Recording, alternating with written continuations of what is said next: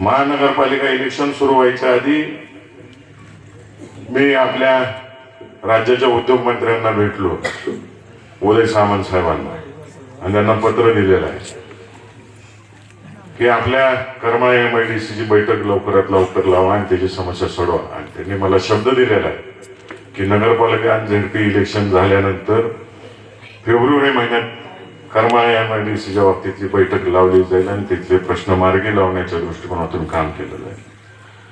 कुकडीचा विषय काढला, कोणतं बोललं असं तुम्ही बोलला इथं, काल कोणीतरी वीटमध्ये भाषणं केली. अहो, कुकडी निसर्गाच्या कृपेने हवेत 100% भरले. कॅनॉलने कधीच भरत नाही ते वरनं आलेलं पाणी. मागील तलाव कुकडीच्या कधी भरलाय का? नाही भरला. आधी त्यात पाणी आणा म्हणावं. तुमचं 1 वर्ष झालं सरकार आहे, मागे तलाव भरा, ते कुकडीचे जेवढे कॅनॉल आहेत त्याचं टेल पर्यंत पाणी पोचवायचं काम करा. तुम्ही पालक आहे या जिल्ह्यात, ते पालकत्व इमानदारीने स्वीकारा, इमानदारांनी लोकांपर्यंत पोचवा. गेल्या 1 वर्षामध्ये पत्रकार बांधवांना विनंती, सर्च करून बघा, पंतप्रधान सडक योजनेतनं 1 रुपयाचं नवीन काम गेल्या आर्थिक वर्षामध्ये आपल्या जिल्ह्यात आलं. घरकुल आली, त्या घरकुलाचे हप्ते पहिलाच हप्ता मिळाला, त्याच्या पुढचा हप्ता आजपर्यंत मिळालेला नाही. पाणी पुरवठा योजना, तरुण पिढी रेडिओ ऐकत नसेल सकाळचा, तर वयस्कर मंडळी सकाळचा रेडिओ ऐकत असतील, सकाळच्या बातम्या आवर्जून ऐकत असतील. ती एक जाहिरात लागते, हर घर नल आणि हर घर पाणी.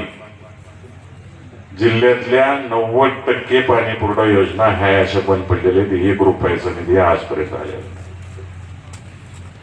जिल्हा परिषदेत कोणाचीच सत्ता नाही. सत्ता कोण चालवत होतं? संबंधित मंत्री आणि अधिकारी.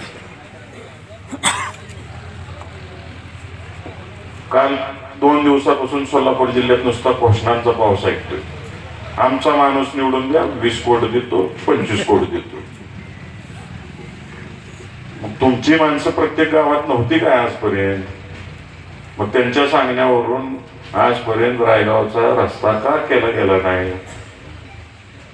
हा प्रश्न जनतेने मनात घेतला पाहिजे, विचारात घेतला पाहिजे.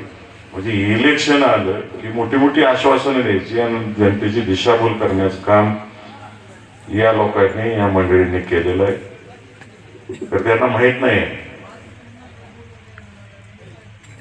सोलापूर जिल्ह्यातील जनता कोणाच्या धमकीला घाबरत नाही. इथले नेते मंडळी सुद्धा घाबरत नाही आणि घाबरणारही नाही. आणि संतोष वारे आणि त्यांच्या सुविधा पत्नींबरोबर बोलायचं जर झालं त्यांच्यावरती, मागे जिल्हा परिषद सदस्य म्हणून काम केले, मी जवळून पाहिलेलं आहे. आणि पळणारा कार्यकर्ता आहे, कष्ट करणारा कार्यकर्ता आहे, मी जवळून पाहिलेला आहे. मला थोडं खटकलं तुमचं भाषण. तुम्ही एक उदाहरण दिलं, शिळी आणि बोकड. संतोष वारे, तुम्ही शरदचंद्रजी पवार आणि विजयसिंह मोहिते पाटलांचा मावळा आहे, शिळी आणि बोकड नाही. अजिबात घाबरायचं नाही. आणि इथल्या पक्षाच्या कार्यकर्त्याच्या केसाला जरी धक्का लावायला कोणी, मला फोन लावायचा, फक्त बघतो पुढचा कार्यक्रम लावायचा. अजिबात चिंता करायची नाही. ही लढाई धनशक्ती विरुद्ध सर्वसामान्य कुटुंबातली तुम्ही उमेदवार मंडळी आणि जनता असे. आणि आमच्या आजोबांनी एक शिकवण दिलेली, जीवा जीवमान असेपर्यंत जनतेची सेवा करा. आणि जीव वळवून टाकणाऱ्या कार्यकर्त्यांवरती, इमानदारीने साथ देणाऱ्या कार्यकर्त्यांबरोबर त्याच पद्धतीने आम्ही राहायचं, ही आमच्या कुटुंबाची शिकवण आहे.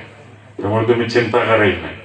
तुमच्या खांद्याला खांदा लावून मी काम करेन आणि या मतदारसंघातली कामं कशी होत नाहीत आणि कसा निधी आणता येतोय या दृष्टिकोनातून माझी साथ, जे जे करमाळा तालुक्यात राष्ट्रवादी काँग्रेस पक्षाचे उमेदवार उभे आहेत त्या सगळ्यांना माझी साथ असेल.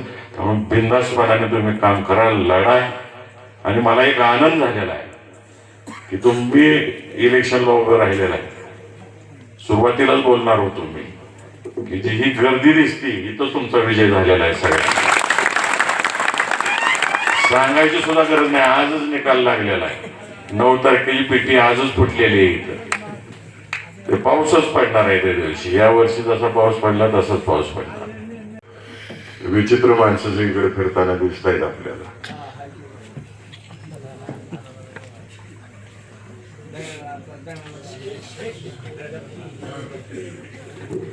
अनेक मुद्दे मला या ठिकाणी दिलेत, विशेषतः तुमच्या गटामधील काय कामं झाली पाहिजे.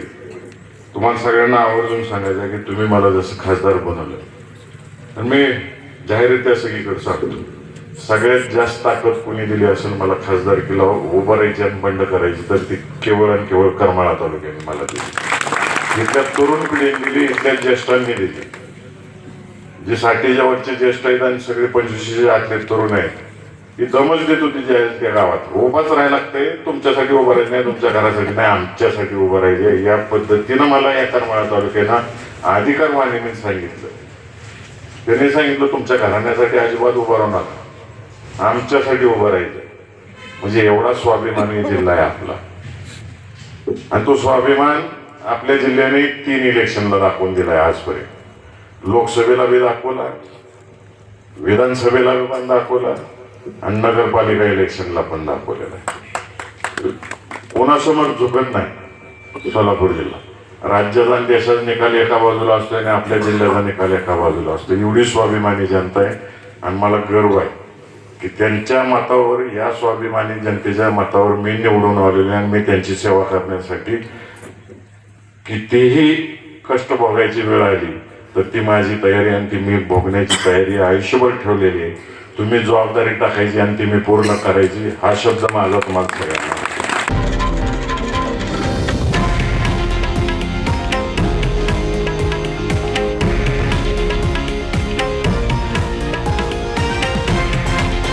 हे आहे देशातील नंबर 1 न्यूज नेटवर्क आणि आपण पाहत आहात TV9 मराठी, एकमेव.